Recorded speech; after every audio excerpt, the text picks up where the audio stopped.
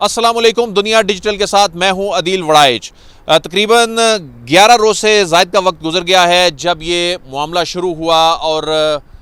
जो पहलगाम हमले के बाद दोनों मुल्कों की यानी पाकिस्तान और भारत के दरमियान जो कशीदगी की सूरत हाल, जंग की सूरत हाल पैदा हो गई और उसके दरमियान एक ऐसा वक्त आया जब अमेरिका ने सालसी का किरदार अदा करने के लिए दोनों ममालिक के साथ राब्ते किए। उसके बाद एक फ़िज़ा बनी कि शायद जंग का ख़तरा टल गया है। लेकिन इस वक्त की जो डेवलपमेंट्स के साथ हम आपको आगाह करने जा रहे हैं वो ये बता रही हैं कि जंग का ख़तरा टला नहीं, बल्कि सूरत हाल अगले 24 से 48 घंटों में टेंस होती दिखाई दे रही है। वो वजूहात आपके साथ शेयर करेंगे। इस वक्त इस्लामाबाद में क्या चल रहा है, अभी जब ये वीडियो रिकॉर्ड हो रही है तो इस वक्त भी जुड़वा शहरों में एक बड़ी बैठक हो रही है जिसमें अस्करी क़ियादत जो है वो ब्रीफ कर रही है पाकिस्तान की सियासी क़ियादत को कि आगे क्या होने जा रहा है। क्यों वज़ीर आज़म शहबाज शरीफ ने अपना दौरा मलेशिया मुलतवी कर दिया, क्यों पाकिस्तान सलामती कौंसिल का इजलास बुलाने के हवाले से बार बार कह रहा है, क्यों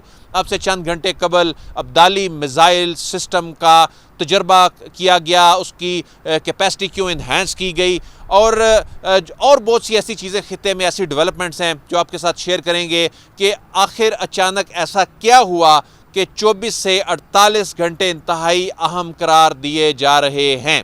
हमारे साथ दुनिया डिजिटल की टीम मौजूद है, ज़ीशान यूसुफज़ई और मरियम इलाही। उनसे बात करते हैं। मरियम, मोदी बंद गली में दाखिल हो गए, आगे कुआं पीछे खाई, और अब अगर मोदी सरकार यानी वो पाकिस्तान पर अटैक नहीं करते तो उन्होंने जो हाइप क्रिएट कर दी, एक जो ड्रामा रचा कर हाइप क्रिएट कर दी, उसमें सुबकी का सामना है, उसकी एक पॉलिटिकल कॉस्ट है। उससे मुतल्लिक भी बताएं वो पॉलिटिकल कॉस्ट किस तरह से उनको पे करनी पड़ेगी। उसके बाद अगर वो अटैक करते हैं, उसके बाद जो पाकिस्तान की अफवाज की प्रिपेयर्डनेस है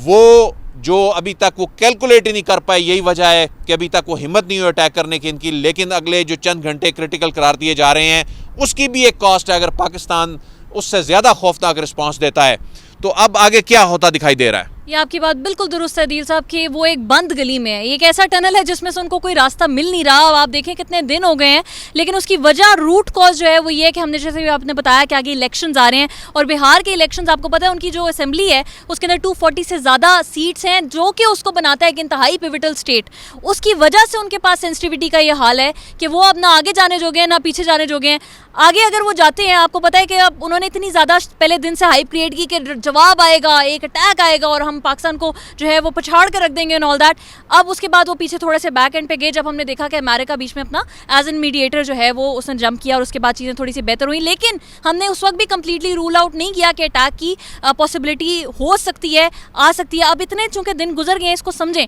आगे अगर वो जाते हैं इलेक्शंस में और वो इसी नैरेटिव के साथ जाते हैं कि जी अमेरिका आ गया और पाकिस्तान के ऊपर बस इंडस वाटर ट्रीटी कर दी, फैटफ की बातें कर ली, पाकिस्तान को साइडलाइन कर लेंगे, इतनी सी बातों के ऊपर उनकी जो जंग वॉर मॉन्गरिंग वाली जो उनकी माहौल है वो ठंडा नहीं हो रहा। उनके पास या तो ये करेंगे कि वो अटैक की तरफ जाते हैं तो वो अपनी जो है वो कौम के सामने एक फेस सेविंग कर सकते हैं कि जी हमने रिटेलिएट किया, और उसके बाद ये भी देखें कि अगर वो अटैक करते हैं तो आगे से पाकिस्तान क्या कर रहा है। पाकिस्तान आपको कह रहा है कि 200 के जो मिसाइल की रेंज थी उसको बढ़ा के हम 400 पे ले गए हैं। मश्क इंडस के अंदर जो है हम कैपेसिटी बिल्ड कर रहे हैं। जो अब्दाली मिसाइल सिस्टम है ये नई दिल्ली तक अब मार करता है, यानी अब तो पाकिस्तान के पास वैसे तो लॉन्ग रेंज मिसाइल इससे बड़े सिस्टम्स मौजूद हैं, लेकिन ये इस वक्त अब से चंद घंटे कबल इसका जो तजर्बा करना था और इसको इन्हांस किया है, इसकी कैपेसिटी को, इसकी टेक्नोलॉजी को।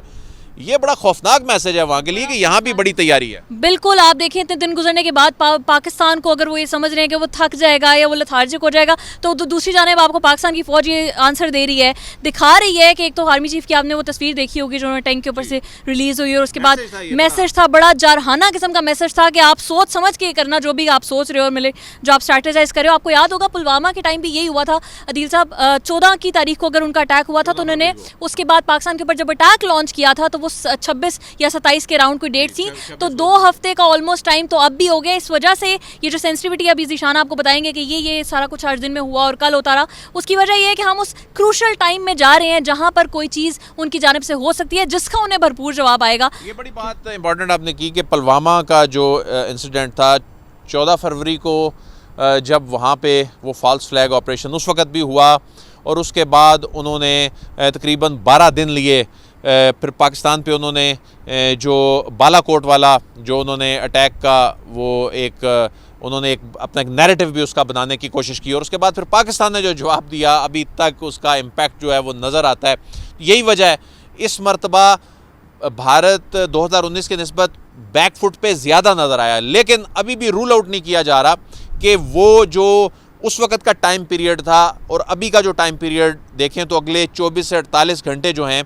वो बड़े अहम हैं। इसमें आंखें बंद नहीं की जा सकती। इस पे यही वजह है कि हमारी जो अफवाज हैं वो रोज़ाना की बुनियाद पे मशक़ें कर रही हैं, रोज़ाना की बुनियाद पे हमारे जो तैयारे हैं फ़िज़ा में वो बिल्कुल अलर्ट हैं, हाई अलर्ट है इस वक्त। मरियम ज़ीशान से भी हम बात कर लेते हैं कि आज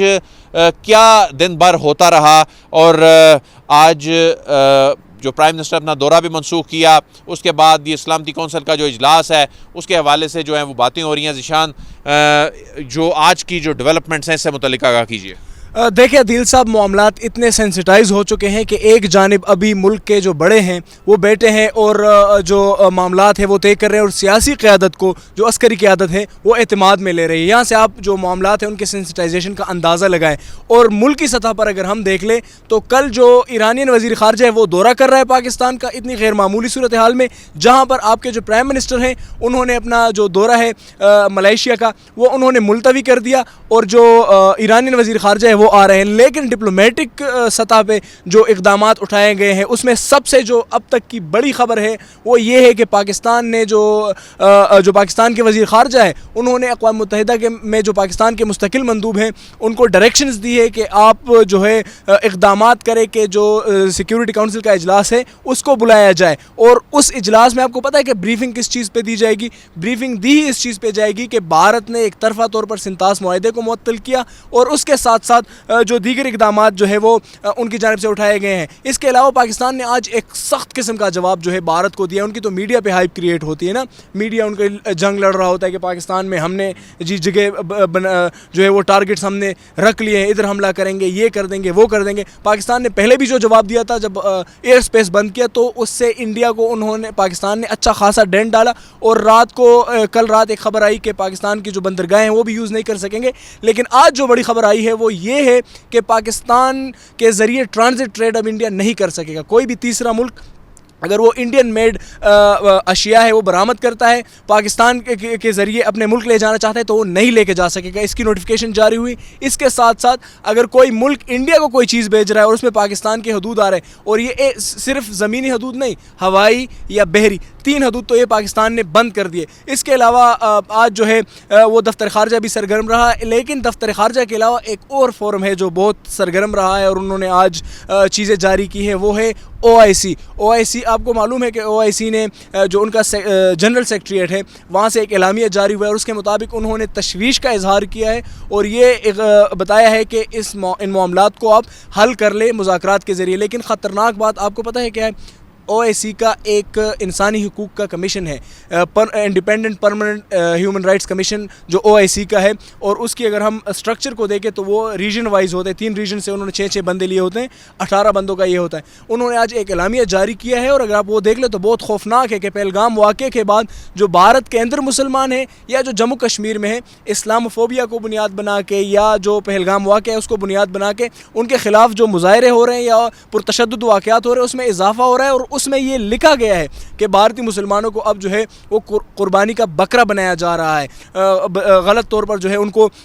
टारगेट किया जा रहा है। तो भारत जो है इस चीज़ को दुरुस्त करे। साथ में उन्होंने अक़वाम मुत्तहिदा और दीगर जो आलमी बॉडीज़ हैं उन पर जोर दिया है कि इन चीज़ों, और साथ में आर्टिकल्स का हवाला भी दिया है कि ये तमाम तर मामला दुरुस्त करे। और एक इम्पोर्टेंट बात जो है वो ये है कि उन्होंने कहा है कि पहलगाम वाक़े की शफाफ जो है वो तहकीकात होनी चाहिए। लेकिन डिप्लोमेटिक स्विट्ज़रलैंड, आपने खबर भी दी थी कि स्विट्ज़रलैंड ने इस हवाले से सेक्रेटेरिएट मुहैया करने का कहा है, और बहुत से ममालिक ने पहलगाम वाक़े वाले मामले पे इंक्वायरी